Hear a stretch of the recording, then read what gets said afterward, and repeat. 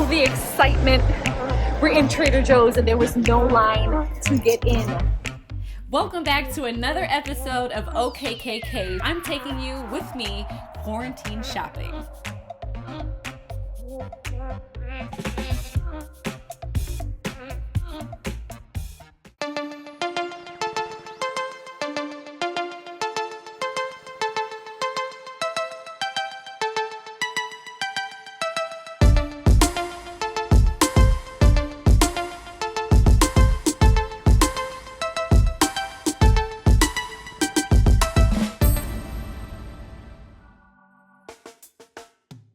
So today, I am going to talk about what it's like having to stock the shelves of my home with 3 whole boys, a whole ass husband, and of course, Mimi and Papa. So I've pretty much been treating my grocery store runs like an episode of Supermarket Sweep. Who remembers that show from back in the day? What kitty treat might remind you of a cat's beard? Go!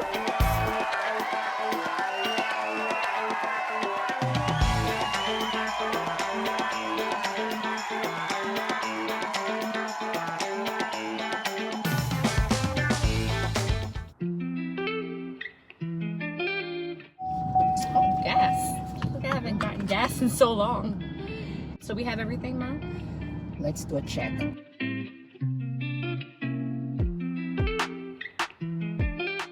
Mask. We have gloves, Reusable bags. and we have a grocery list. Okay. All right. I feel like you're showing too much skin today, though, Mom. It doesn't penetrate the pores, right? Coronavirus. Oh, yes. It's hard to wear too much clothes. It's in gonna this be weather, so really. hot today. But Let's just go fast. do you have to pee, Mom? I'm good. I'm good for now. You sure? Because you see your big cup of coffee. I'm You good know for how now. you stay already. It's like going out with the kids. I'll make sure you pee Yeah. before you go. You don't have to say that now. You don't blow me up like that. Sorry.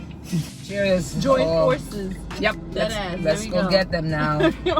So, 1, 2, 3, Khadeen. Okay, we're gonna. Right, Ma. And don't lollygag either today. We're not lollygagging today. Today it's in and out. So, this is how it goes. Shopping for 3 growing boys who are eating me out of house and home, a husband, and my 2 parents has its ebbs and flows because people either have all of these special requests or no suggestions at all. And that doesn't help me because then I go into the supermarket and I'm shopping aimlessly. And now is not the time for me to be shopping aimlessly, going up and down every aisle in the supermarket. Typically, I would do that. I would grab my Starbucks, peruse down each aisle, check the sales. Ain't nobody got time for that. I got my mask, I got my gloves. We on a mission. I feel like we're all eating more, picking more that we're home now, you know, because there's Yeah. nothing to do. So That's every true. time you come downstairs, you go in the kitchen, you open the refrigerator. What's there? You know, that can be a pro and a con. It just depends on what you're eating, though. Because for me, what I've noticed that is trying to keep me a little bit on track is that eating every 2.5 to 3 hours is good for your metabolism, right?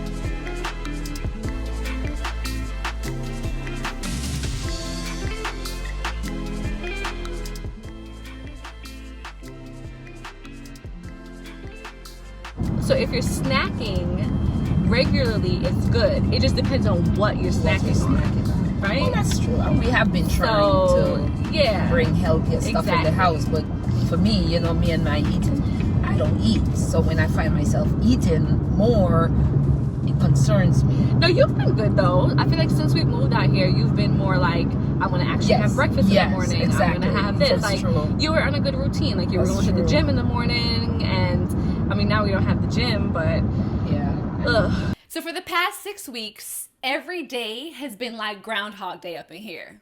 You wake up to the same thing over and over again. And the best part for me is Jackson, for example, who comes to me during breakfast and says, "Mom, what's for lunch? Mom, what's for dinner?" See, my thing is I just don't know at this point what to eat anymore. Like Oh, I feel like and the kids don't make it any easier because it's like right after breakfast, Jackson's like, "So what's for lunch?" what's for lunch? I was like, "Bro, I'm you like, just had breakfast. Like, why are you concerned about what's for lunch?" But leave it up to my kids. It's gonna be pizza for breakfast, lunch, and dinner.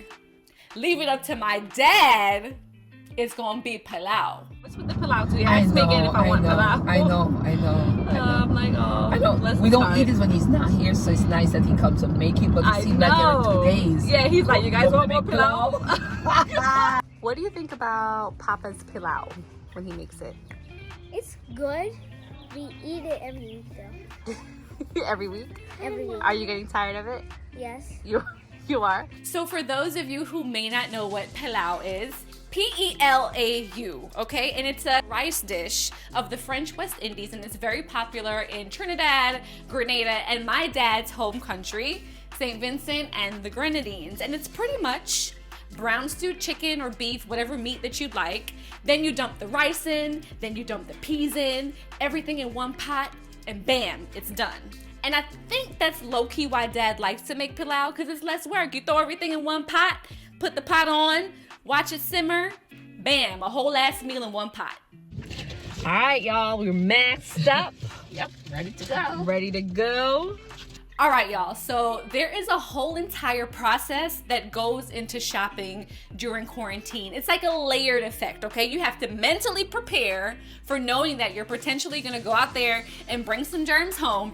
Got the wipes to wipe down the baskets, because the minute I go there, like door handles, baskets, all that, we're wiping that down with the Clorox wipes. And we already know how I feel about germs. Facts. So you have to mentally prepare for it, and then you have to physically prepare for it, meaning you have to get suited up and ready to go. The best person to do shopping with me is my mom. And I was skeptical at first because she's of a certain age.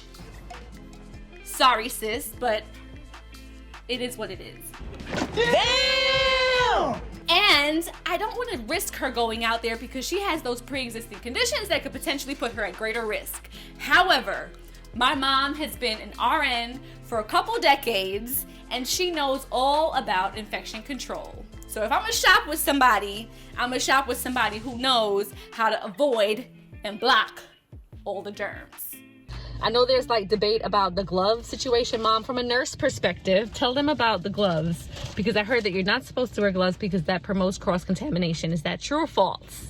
Well, it can. Depends on how you use it. Because if you use it, you don't still have to wash when you take it off. You still have to.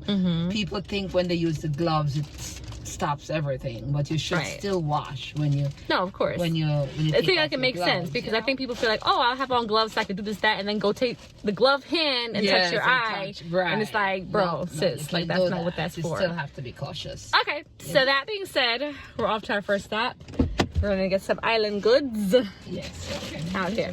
We litty.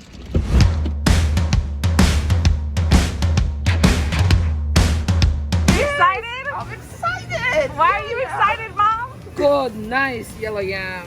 He is so excited his head is sticking out. Yes, thank you guys. Down there somewhere. Perfect. All right, so this particular supermarket gave us gloves at the door, which was nice. So we didn't have to use ours, which is good because I left it in the car anyway. So I wasn't trying to go back for them. So this is our third stop. We did the Caribbean spot, we did the fish market, and now we are, I gotta get some of this. It's my favorite ginger beer, y'all. Kendall put me onto that. So I usually try to get a couple of these whenever I come to the supermarket, because DeVal and I go through these so much, especially now that we're home. Appleton and lime with a little cock and bull ginger beer is the bomb. So yeah, so we're getting a couple things here. You have to make a couple different spots because certain spots have different things. You get it? You get what I'm saying, right? Yeah, this is Vallarta, the supermarket chain. So we stop into this one particularly because they have a lot of West Indian goods that we like. Plantain, soup beef, pumpkin, things like that, right? Good. Nice piece of soup bone. Soup bone, the beef for the soup bone.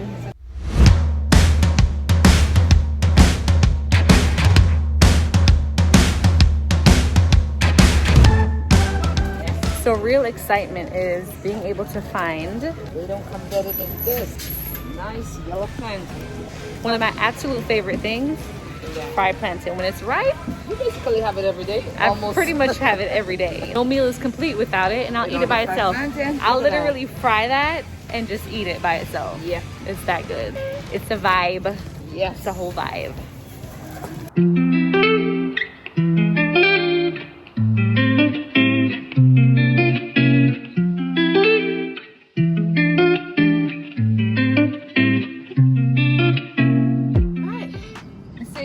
Out a smooth 4 hours, 4 stops. Still not quite done, but I feel like I'm tapping out because I'm starving, A. And B, it's about 95 degrees and it's hot, and I don't want to be out with the groceries in the car this long. So Mom and I have a process when we get to the store. A lot of these stores have limits on certain items that you can get. Typical items that typically I would buy maybe 2, 3, 4 of, just because I have plenty of people in my house. We have a strategy. We get 2 shopping carts. She takes her cart and I take my cart. You had your You card, know. I had my card. Right. So I decided to go to the toilet paper to get some toilet paper. So when I got there, this lady, she was restocking the toilet papers. There's a lot of ass wiping that happens in my house. Yo, you found my business. You know, DeVal alone, I have to keep my bedroom stocked. Okay, my bedroom bathroom is stocked. Once again, she worried about my butt. And I may run low on toilet paper on a regular day, even if we weren't quarantined. 1, 2, 3. There's clearly a sign that said limit 1 per person, 1 per family. So I went and I picked up 2. She looked at me and said, "Miss, you can only have 1. Don't you see the sign?" So I said, "Miss, I can read." So let's be for real. I have in my household 7 people right now. We go through 1 roll of toilet paper in each bathroom every maybe 2 to 3 days. I pick up the 2 and I went my merry way. Yes, clearly you can read. She's probably thinking that you want to hoard toilet paper at this point. Yeah. But they have signs plastered everywhere that tell you that you can only have 1. So it's clear that you can only have 1. The funny thing is, by the time I got to the aisle, all the toilet paper rolls are all gone. They were gone. Like literally in a matter of a couple of seconds. Less And than it a wasn't minute. even crowded in there. Oh, it's saying 100 100. degrees. 100 degrees. It's saying it's 100 degrees. Yeah. So on that note, we're starving, we're famished, we're dehydrated, we're hot, and I don't think it's wise to keep the rest of this food in the car for too long. So we're gonna head home, and I may be able to salvage some time. Hopefully, DeVal was able to keep the kids quiet in that bay. Daddy, come on, please. Let's see, what is this you guys found? It's a hoop man. Oh, y'all found a snail. It's Gary. Why you call him Gary? Because he's so slimy. Like Gary Borders on Sister. You think you funny? You don't want no snail juice on your ball or on your foot. All right, here, let me help you get it. Hold on. Not the snail. Y'all want to see it? No, I don't want to see that. No, Daddy, get that with me. Daddy, get that with me. No,